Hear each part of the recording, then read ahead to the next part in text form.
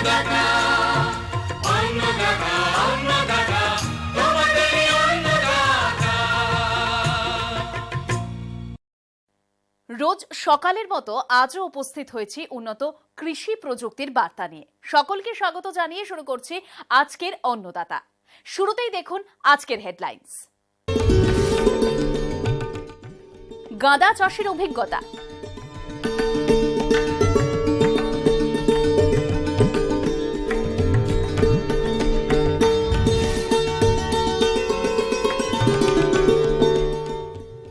লাভজনক আনারস চাষ,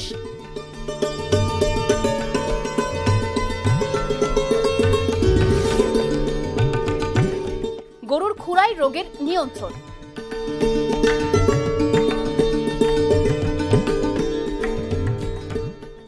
তোমাদেরই অন্নদাতা।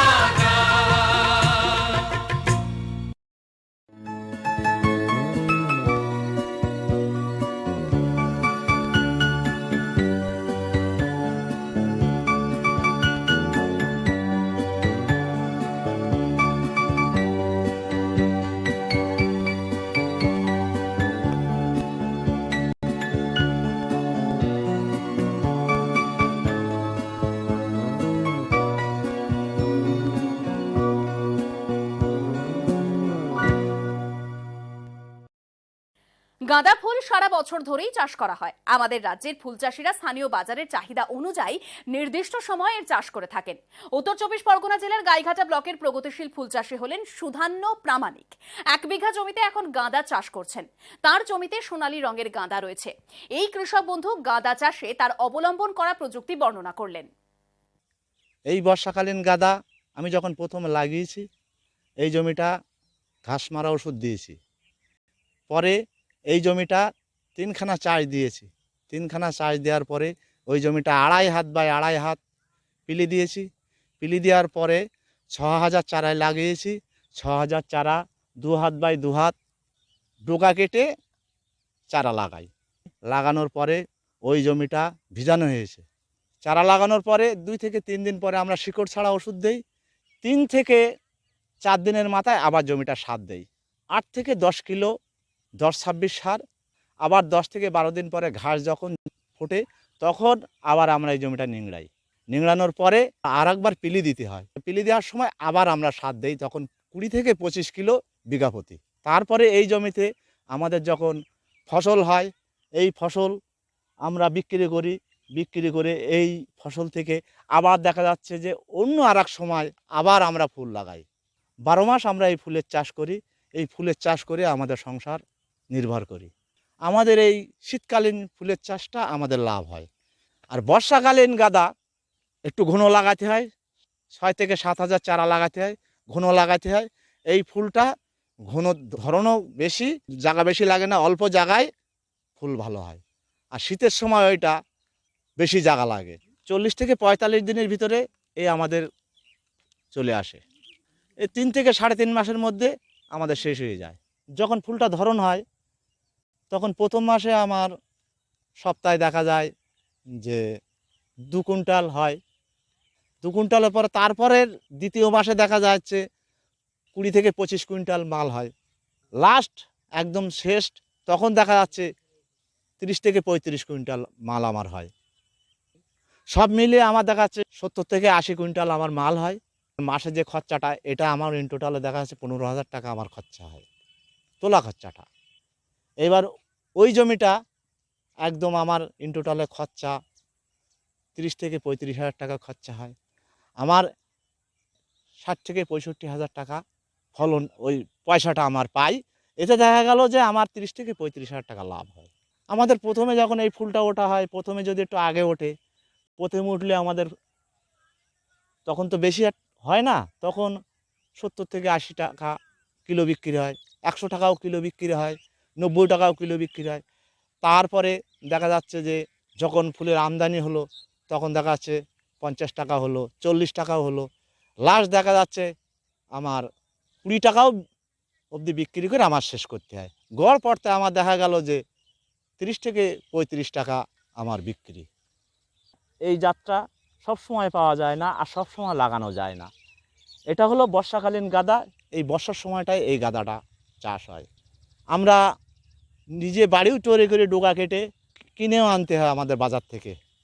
আমাদের প্রথমে যখন ফুলটা লাগানো হয়, এই ফুলটা লাগানোর পরে আমরা ডাইথেমিন দিই। ডাইথেমিন দেওয়ার পরে গোড়ায় ফিরুডান ওষুধ দেই। কিছুদিন পরে দেখা গেল যে হয়তো লেদা পোকা লাগছে। লেদা পোকা লাগলে তখন দেখা যাচ্ছে যে আমরা ভারী ধরনের একটা ওষুধ দেই, সেটা হলো লেদা পোকার ওষুধ। ভ্যানিশ একটা ওষুধ আছে, সেই ভ্যানিশ ওষুধটা আমরা ব্যবহার করি। আমরা যদি বড় ধরনের ওষুধ লাগে তারা আমরা কৃষি দপ্তরে যোগাযোগ করি। পরিচর্যা বলতে প্রথমে লাগানো হয়, প্রথমে লাগানোর পরে গাছ যদি গ্রোথ বেড়ে যায়, গ্রোথ বাড়ার পরে এবার দেখা যাচ্ছে যে ওই জমিটার সাইড দিয়ে আমরা খোপাপতি বাঁশ কেটে 2 সাইড দিয়ে আমরা লাইলন সুতো আমরা টেনে দেই।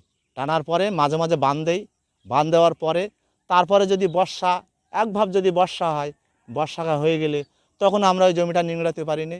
নিংড়াতে না পারলে তখন আমরা আগাছা মারার জন্য আমরা ওষুধ স্প্রে করি। আগাছাগুলো মরে যায়, তারপরে গোড়াগুলো আমরা নিংড়াই দিই। আর মাটি আমরা 3 থেকে 4 বার মাটি দেই। মাটি দিয়ে মাটিটা সমান করে দেই, গোড়াটা যেন ভালো থাকে, গোড়াটা যেন জল না বাঁধে। জল নিকাশের ব্যবস্থা উঁচু জায়গা থেকে মাঝখান দিয়ে আমরা 2 থেকে 3টে ড্রেন করি। যে ড্রেন করা আছে তার থেকে একটু নিচু করে ড্রেন করি। ড্রেন করে নিচের দিকে আমরা বাইরে বের করে দেই, জমিটায় যেন কোনো সময় জল বেঁধে না থাকে। এখন একটু বিরতি, বিরতির পর থাকছে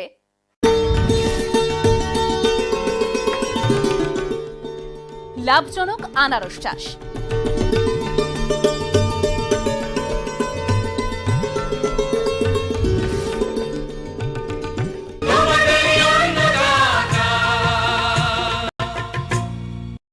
নিউজ ফ্ল্যাশ নিবেদন করছে সফেদ ডিটারজেন্ট পাউডার। সফেদের 400 গ্রাম প্যাক এখন মাত্র 22 টাকায়। ফ্লেক্সিবল মানে মাইথন, নির্মাণের মানদণ্ড।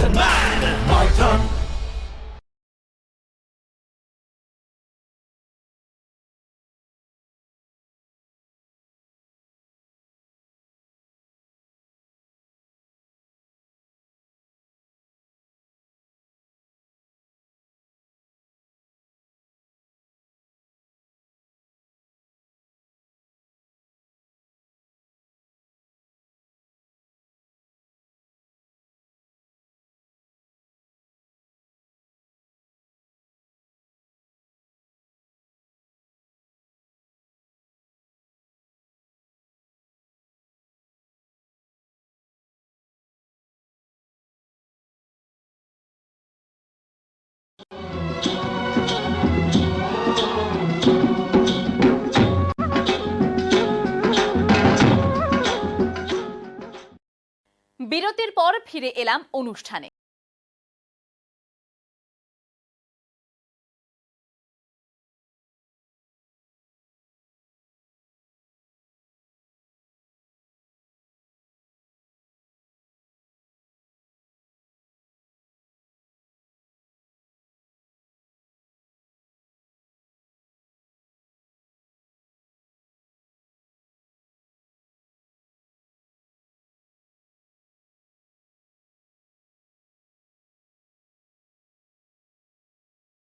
এর মধ্যে সবচেয়ে বেশি আনারস উৎপাদন হয়। উত্তরবঙ্গে প্রায় 20,000 হেক্টর জমিতে এই ফলটির চাষ করা হয়। এখানকার চাষিরা প্রধানত জায়ান্ট কিউ জাতের আনারসই চাষ করে থাকেন। তবে অনেক প্রগতিশীল চাষিরাই এখন বাণিজ্যিক গুরুত্বের কথা মাথায় রেখে মরিসাস, কুইন প্রভৃতি জাতগুলোকে বেছে নিচ্ছেন। মালদা জেলার বামনগোলা ব্লকের নালাগোলা গ্রামের কৃষক নবদ্বীপ দেবনাথ প্রগতিশীল চাষে প্রায় 2 দশক ধরে আনারস চাষ করছেন। তিনি আনারস চাষের অর্থনীতি এবং এই ফলটির চাষে তার অবলম্বন করা প্রযুক্তির বিষয়ে জানালেন। আমি এই আনারস চাষের জন্য যুক্ত দীর্ঘ 18 বছর হয়ে গেছে আমার চাষ করা। এখনও আমি এই চাষের সঙ্গে লেগে আছি। এই আনারস চাষ একটা লাভজনক চাষ। এই আনারস চাষ করে নিয়ে আমি খুব সাফল্য পেয়েছি। আমার সঙ্গে আরও বেশ কিছু চাষি এসেছিল, চাষও করেছে, তারাও কিছু লাভ পেয়েছে। এই চাষে খরচ বলতে খরচের যদি হিসাব করি, খরচের দিকে বেশি একটা খরচ না, 40 থেকে 45,000 টাকা খরচ হয় পার বিঘেতে। এর চারা লাগবে 4 থেকে 4,500 চারা লাগবে পার বিঘেতে। এই 4,500 চারা কিনা থেকে জমি চাষ দেওয়া পর্যন্ত খরচ হবে 40 থেকে 45,000 টাকা। আর এখানে ফল বিক্রি হবে আপনার 1,20,000 থেকে 1,30,000 টাকা পর্যন্ত ফল বিক্রি হবে। এখানে ফল আমাদের 1.5 কিলো থেকে 15 কিলো, 2 কিলো, 2.5 কিলো পর্যন্ত ফল হয়। এই ফলের গড়ের দাম যদি আমরা 30 টাকা পিস ধরি, আমাদের এখান থেকে আমরা 30 টাকা করে বিক্রি করি। এখান থেকে আমরা পাইকারি যখন বিক্রি করি, বাইরে থেকে আসে যখন নিয়ে যায় গাড়িতে করে ফল, তখন কিন্তু এই আনারস প্রতি পিস 30 টাকা করে আমাদেরকে দেয়। সেই হিসাবে আমাদের হিসাব করতে গেলে 1,20,000 টাকা আসে আমাদের 4,000 ফলে। 500 ফল হয়তো দেখা যায় ফুল ফুটেনি, বাদ গেছে বা পোকামাকড় খেয়েছে, যার জন্য কিন্তু 500 ফল বাদ দিয়ে আমরা 4,000 ফল রেট ধরি আমরা। তার মধ্যে ফলের বাজার যদি আর একটু দাম বেশি হয়, আর একটু বেশি হবে বাজার। জমি তৈরি করবো ঠিক আলুর জমি যেভাবে তৈরি করে 3-4টে চাষ দিতে হবে জমিতে। চাষ দেওয়ার সময় শুধু 1 বস্তা করে ফসফেট আমরা দিই জমি চাষের সময়। যখন জমিটা চাষ হয়ে যাবে আমাদের, জমিটা চাষ হওয়ার পরে আমরা এই যে সারির দূরত্ব, সারি থেকে সারির দূরত্ব থেকে 4.5 থেকে 5 ফিট দূরত্ব থাকবে। এর মিডিল থেকে এর মিডিল পর্যন্ত আমাদের 4.5 ফিট বা 5 ফিট দূরত্বটা থাকবে। দূরত্ব থাকবার আমরা এই সারিতে যখন আনারস চারাটা বসাবো, তখন এই আনারস চারাটা এখানে বসানোর পরে এর থেকে আমরা 18 ইঞ্চি পরে কিন্তু আমরা আরেকটা চারা বসাবো। 18 ইঞ্চি পরে কিন্তু আরেকটা চারা বসাবো। এইভাবে সারির দূরত্ব। আবার সারি এখান থেকে এই চারা থেকে এই চারা যাবে কিন্তু 20 ইঞ্চি, 20 থেকে 22 ইঞ্চি যাবে এদিকে, আর এদিকে থাকবে 18 থেকে 20, আর এদিকে 20 থেকে 22 ইঞ্চি থাকবে এর দূরত্বটা। আর ড্রেনটা থাকবে আপনার 1.5 ফিট থাকবে। ড্রেনের যে মাটিটা তুলবো আমরা, সেই জায়গাটা থাকবে 1.5 ফিট। আমরা যখন চারাটা বসালাম মাপ করে, বসানোর পর যখন আমরা মাটিটা দিব, ওই ভেলিটা করবো, ভেলিটা করার আগে কিন্তু আমরা খোল 50 গ্রাম করে খোল আর 20 গ্রাম 25 গ্রাম করে আমরা সুফলা দিয়ে দিব, দিয়ে তারপর আমরা মাটিটা দেবো। এবার আমাদের ফার্স্ট সার এটুকু পড়বে। করার পরে আমরা 3 মাস 4 মাস পর যখন গাছের পাতাটা যখন বেরোবে নতুন করে বেরোর পর যখন দেখবো যে সার খেতে পারবে, তখন কিন্তু আরেকবার আমরা দিব 50 গ্রাম করে খোল, 25 গ্রাম করে আবার NPK দিয়ে আমরা ওইভাবে মাটিটা দিব। দেওয়ার পরে আমাদের 6 মাস 9 মাস দেখতে হবে গাছের গ্রোথ কেমন আছে। যদি গাছের ভালো থাকে তবে সার লাগবে না, যদি গাছের গ্রোথ কম থাকে তবে একটু হালকা সার দিতে হবে, যে কোনো হোক, DB হোক, NPK হোক বা সুফলা হোক, যে কোনো হোক, সেটা দিতে হবে 25 গ্রাম 20 গ্রাম করে দিতে হবে। এইভাবে দিয়ে গাছের দিকে লক্ষ্য রাখতে হবে। আর গাছের পোকা মাকড় এগুলো কোনো উপদ্রব নেই, এগুলোর জন্য কোনো স্প্রে করতে হবে না। আর আগাছার জন্য কোনো লেবার লাগবে না। আগাছার জন্য যে সমস্ত বীজ পাওয়া যায় এখন, শুধু গোটা বাগানে আপনি যদি বীজ দিয়ে দেন, আনারস গাছটাই থাকবে, শুধু ঘাসটা মরে শেষ হয়ে যাবে। নিড়ানির জন্য কোনো লেবার নিতে হবে না, ঘাসের জন্য কোনো চিন্তাই করতে হবে না। সেচ দিতে পারলে তো ভালো। আমাদের যেমন বিনা সেচে আমাদের এই গাছ দেখতে পাচ্ছেন। আর যারা সেচ দিবে তাদের ফল হবে আরও ডবল। আমাদের ফল হচ্ছে ধরুন 1.5 কিলো, 2 কিলো, 2.5 কিলো। আর যখনই সেচ দিতে পারবে, সিজনে ঠিক সেচটা দেওয়া যায়, ফল আসার আগ মুহূর্ত থেকে ফল আসা পর্যন্ত সেচটা দেওয়া যায়, তার ফল হবে আরও ভালো হবে, কোয়ালিটিও ভালো হবে, গাছের গ্রোথও ভালো থাকবে। এটা আপনার 4 মাস থেকে 4.5 মাস পরে ম্যাচিউরিটি হবে। ফলটা বেরোবে আমাদের ফেব্রুয়ারি মার্চে, ফলটা বেরোবে জুন জুলাইতে আমাদের ফলটা ম্যাচিউরিটি হয়ে যায়। গাছ বসানোর সময় হবে ফেব্রুয়ারি মার্চ এপ্রিল, এই 3 মাসের মধ্যে গাছটাকে আপনাকে বসাতে হবে মূল জমিতে। আবার তার পরের বছর আপনার ওই মার্চ এপ্রিল আপনি ফলটা ফুল চলে আসবে গাছে। তার থেকে 4 থেকে 4.5 মাস লাগবে ফলটা ম্যাচিউরিটি হতে। জুন জুলাইতে আপনার জুনের এই 15 তারিখ থেকে জুলাইতে মধ্যেই ফল ম্যাচিউরিটি হয়ে যায়। আমরা যে খরচটা ধরি, আমরা বিঘা প্রতি খরচ হবে আপনার 40 থেকে 45,000 টাকা। এই টাকাটা একবারে লাগবে না আপনার। এই 1 বছর থেকে প্রথমে কিছুটা টাকা লাগবে, তারপরে টাকাটা ধীরে ধীরে টাকাটা লাগবে। ওই হিসাবে একই আসবে আপনার 40 থেকে 45,000 টাকা পার বিঘাতে লাগবে। যেমন আমি লাগিয়েছি, গত বছর ফল পেয়েছি আমি 1 বিঘা জমিতে আমি ফল পেয়েছি 1,20,000 টাকা ফল বিক্রি করেছি। আমি ফল বিক্রি করেছিলাম 30 টাকা পিস হিসাবে এখান থেকে বিক্রি করছি। এবারে যেমন আমি 35 টাকা 40 টাকা এখান থেকে বাজারে ফলটা নিয়ে যাচ্ছে যারা, এখান থেকে আমার এসে পাইকারি নিয়ে যায়, ওই 35 টাকা 30 টাকা 35 টাকা করে নিয়ে যায় ফলটা। যদি এই ফল আমার আনারসটা আর একটু সাইজ বড় হতো, 40 টাকা 45 টাকা বিক্রি হতো, তাহলে সেটা আরও বাড়তো, 1,60,000 বিক্রি হতো বিঘা প্রতি। আনারস চাষটা লাভজনক। ফল তো বিক্রি করছি, ফলের টাকাটা তো আমার আলাদা আছেই। এবার প্রতিটা গাছ থেকে 2টো করে চারা বাড়াবে, তাহলে সেখানে আমার থাকছে যেই চারাটা আমি কিনেছি তার থেকে ডবল চারাটা আমার থাকবে এখানে। আমি 4,500 চারা কিনলে এখান থেকে আমার আবার চারা বেরোবে, আমার 8,000 চারা বেরোবে। 1 বিঘা জমিতে 8,000 চারা বেরোবে। সেখান থেকে দেখা যায় আমি সেই চারা বিক্রি করে আবার 24,000 টাকার চারা বিক্রি করতে পারবো। আর যদি লাগে আমি 1 বিঘা চারা দিয়ে আমি আগামীতে আবার 2 বিঘা জমি লাগাতে পারবো। চারাটার দিকে চিন্তা করতে হবে, চারাটা বেরোবেই, দুদিক থেকে লাভ। চারা থাকবে, ফল বিক্রি হবে। আমি এটা চাষ করেছি 18 বছর থেকে। তো প্রথমে যখন চাষ করেছি তখন ফলের দাম খুব কমই ছিল। এখন ধীরে ধীরে বাজারে এখন ফলের দাম অনেকটা বেড়ে গেছে। এখন বেড়ে গেছে বলতে এখন লাভের মুখটা অনেকটাই দেখা যায়। অনেক চাষে যেমন লাভ হয় না, ধান চাষেও করে লাভ পাচ্ছে না, কিন্তু আনারস চাষ করে যেটা সাফল্য পাবে, যেটা লাভ দেখতে পাবে, সেটা কিন্তু অনেকটাই লাভ।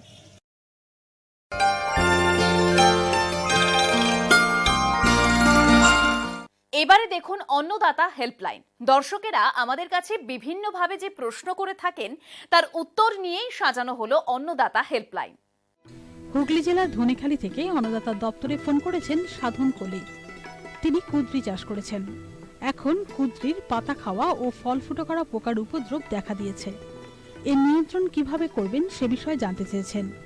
সাধনবাবু, আপনার প্রশ্নের উত্তরে আপনাকে অন্নদাতার বিশেষজ্ঞের পরামর্শ জানাচ্ছি। এই পোকার কীড়া সবুজ রঙের, দেহে লম্বালম্বি সাদা রঙের দাগ দেখা যায়।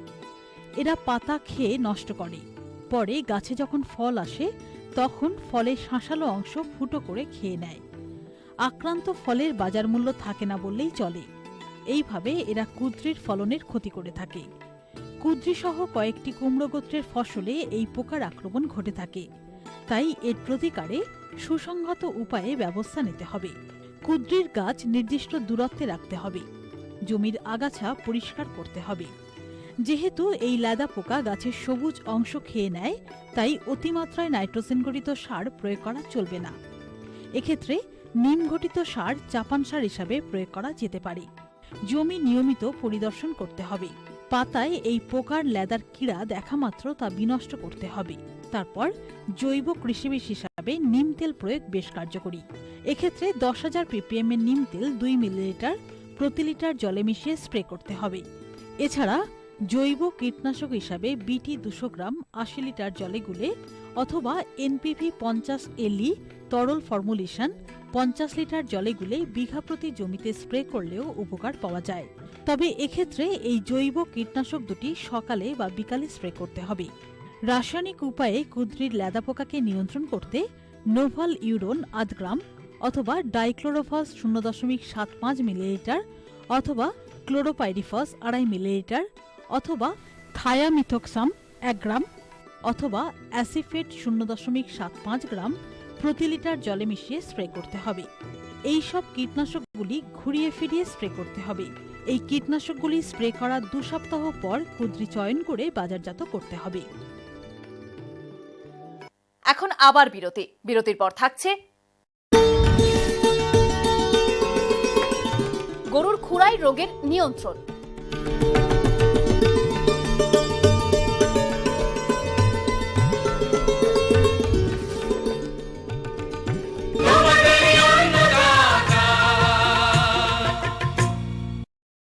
নিউজ ফ্ল্যাশ নিবেদন করছে সফেদ ডিটারজেন্ট পাউডার। সফেদের 400 গ্রাম প্যাক এখন মাত্র 22 টাকায়। ফ্লেক্সিবল মানে মাইথন, নির্মাণের মানদণ্ড।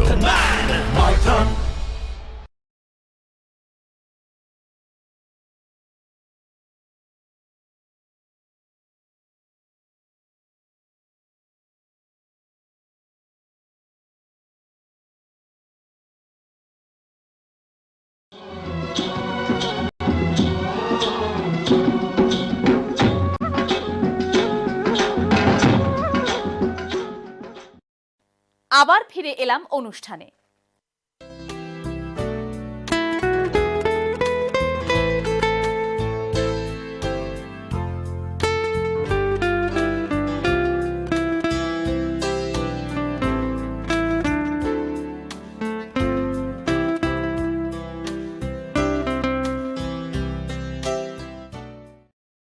গরু মহিষ প্রভৃতি প্রাণীর একটি মারাত্মক রোগ হলো খুরাই বা এঁশো। এই রোগটি ভাইরাস ঘটিত। রোগটি একবার দেখা দিলে প্রাণীর উৎপাদন ক্ষমতা কমে যায়।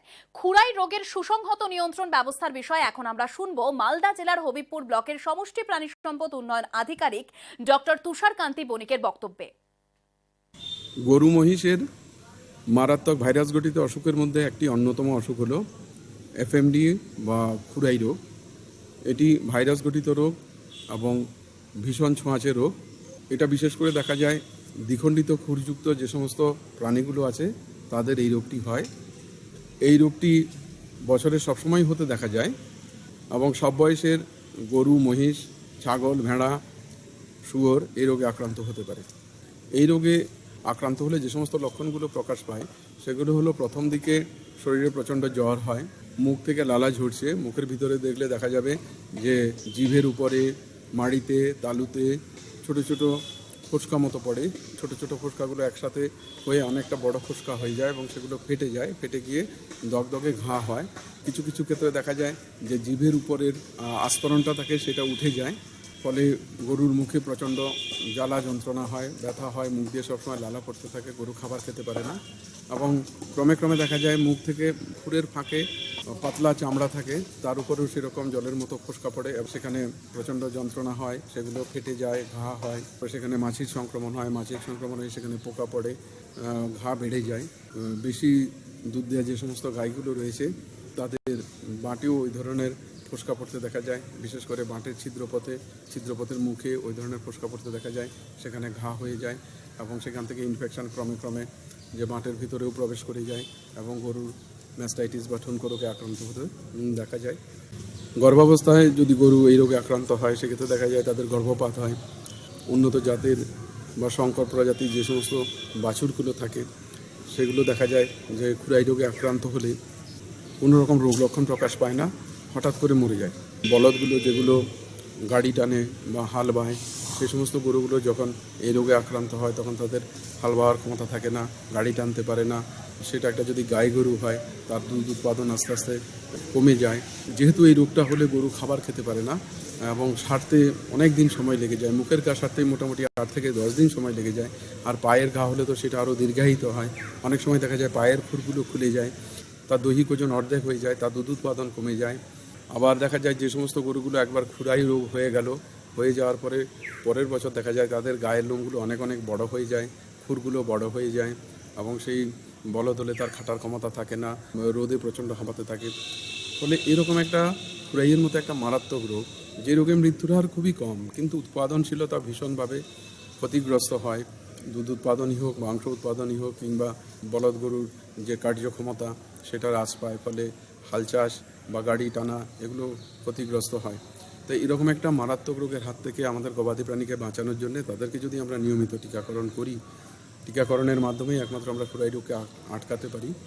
বাছুরের বয়স যখন 3 মাস হবে প্রথম একবার তাকে টিকা করে দিতে হবে খুরাই রোগের টিকা, তারপর থেকে 1 মাস পরে আরেকবার টিকা করতে হবে। আর যত বড় গরুগুলো আছে তাদেরকে প্রতি 6 মাস অন্তর অন্তর করে আমাদেরকে খুরাই রোগের টিকা করিয়ে নিতে হবে। তো এইভাবে যদি আমরা খুরাই রোগের টিকা নিয়মিত যদি আমাদের গবাদি প্রাণীকে করি তাহলে কিন্তু খুরাই রোগের মতো একটা মারাত্মক ভাইরাস ঘটিত সংক্রামক রোগ তার হাত থেকে আমরা গবাদি প্রাণীকে বাঁচাতে পারবো। খুরাই রোগে আক্রান্ত যদি হয় কোনো গরু, তাহলে সেই গরুকে যথাসম্ভব সুস্থ গরু থেকে আলাদা করে রাখা এবং গোয়াল ঘরে আমরা যদি যে কাপড় কাচার সোডা আছে সেই কাপড় কাচার সোডা যদি জলে গুলিয়ে যদি আমরা ছড়িয়ে দিতে পারি তাহলেও কিন্তু ভাইরাসটা অনেকাংশে নিষ্ক্রিয় হয়। এই সময় যেহেতু তাদের মুখে প্রচণ্ড ঘা হয়, খাবার খেতে পারে না, সেই জন্য মুখে যদি আমরা সোয়াগাটাকে যদি আমরা উত্তপ্ত কড়াইয়ের মধ্যে রেখে সেটাকে যদি আমরা ভেজে নিই, ভেজে নেওয়ার পরে মিহি গুঁড়ো করে নেওয়া যায়, গুঁড়ো করে নেওয়ার পরে তার সাথে মধু মিশিয়ে এবং তার সাথে যদি সম্ভব হয় কিছু অ্যান্টিবায়োটিক পাউডার মিশিয়ে যদি আমরা মুখের মধ্যে যদি দিনে 2 থেকে 3 বার প্রয়োগ করি তাহলে মুখের ঘাগুলো তাড়াতাড়ি সারতে পারে। প্রাণী চিকিৎসকের পরামর্শ মতো কিছু ব্যথানাশক ইঞ্জেকশন এবং জীবাণু সংক্রমণ হয় এক্ষেত্রে, সেই জীবাণু সংক্রমণ প্রতিরোধের জন্য কিছু জীবাণুনাশক ওষুধ মানে কিছু অ্যান্টিবায়োটিক ইঞ্জেকশন যদি প্রয়োগ করা যায় তাহলে সুফল পাওয়া যেতে পারে।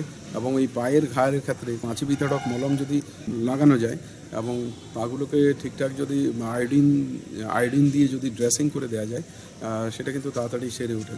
পায়ের মধ্যে অলরেডি ঘা হয়ে রয়েছে, সেটাকে যদি আমরা কাদাতে রেখে দিই সেখান থেকে কিন্তু জীবাণু সংক্রমণ হয়ে সেটা কিন্তু আরও মারাত্মক আকার ধারণ করতে পারে। সেই জন্যে কাদাতে বেঁধে রাখা নয়, পাটাকে পরিষ্কার করে যদি কিছু পাওয়া না যায় তাহলে নিম পাতা গরম জলে ফুটিয়ে সেই জলটা দিয়ে অন্তত পাটাকে পরিষ্কার করে সেটাকে যদি আমরা মাছি বিতাড়ক মলম যদি প্রয়োগ করি তাহলে কিন্তু সুফল পাওয়া যেতে পারে। খুব সহজলভ্য পটাশিয়াম পারম্যাঙ্গানেট, সেই পটাশিয়াম পারম্যাঙ্গানেটের জলীয় দ্রবণ 1 ppm এই হিসাবে যদি সেটা আমরা পাটাকে যদি পরিষ্কার করে দিই এবং সেটাকে শুকনো জায়গায়, গরুটাকে যদি শুকনো জায়গায় রাখি এবং মাছি বিতাড়ক মলম লাগাই তাহলে কিন্তু সুফল পাওয়া যেতে পারে। বর্তমানে আমাদের খুরাই রোগ নিয়ন্ত্রণ প্রকল্পে আমাদের ব্লকের প্রত্যেকটা গ্রাম পঞ্চায়েতে প্রতিটা গরুকেই কিন্তু খুরাই রোগের টিকা করা হচ্ছে সরকারি মাধ্যমে বিনামূল্যে। আমাদের এলাকার প্রাণীবন্ধু, প্রাণীমিত্রা, প্রাণীসেবীরা এই কার্যে নিয়োজিত আছে এবং এই খুরাই রোগ যদি আমরা টিকাকরণের মাধ্যমে যদি নিয়ন্ত্রণ করতে পারি তাহলে আমাদের যে গবাদি প্রাণী, বিশেষ করে গাই গরু যে আমরা পালন করি দুধ উৎপাদনের জন্য, সেই দুধ উৎপাদন তার কিন্তু আমরা অটুট রাখতে পারবো। গরুর শরীর স্বাস্থ্য ভালো থাকবে এবং তার উৎপাদন ক্ষমতা, সেটা দুধের নিরিখেই হোক, মাংসের নিরিখেই হোক বা তার কার্যক্ষমতার নিরিখেই হোক, সেটা কিন্তু কাঙ্ক্ষিত হবে এবং গোপালনকে লাভজনক করা যাবে। এই অনুষ্ঠানটি আপনাদের কেমন লাগছে? আপনারা আর কি কি দেখতে চান অন্নদাতা অনুষ্ঠানে? জানিয়ে চিঠি লিখুন। আমাদের ঠিকানা Annadata, news 18 Bangla, Godrej water side, tower 1, Salt Lake, sector 5, Kolkata 91। অনুষ্ঠানটি আজকের মতো এখানেই শেষ করছি। আবার দেখা হবে কাল সকালে। নমস্কার।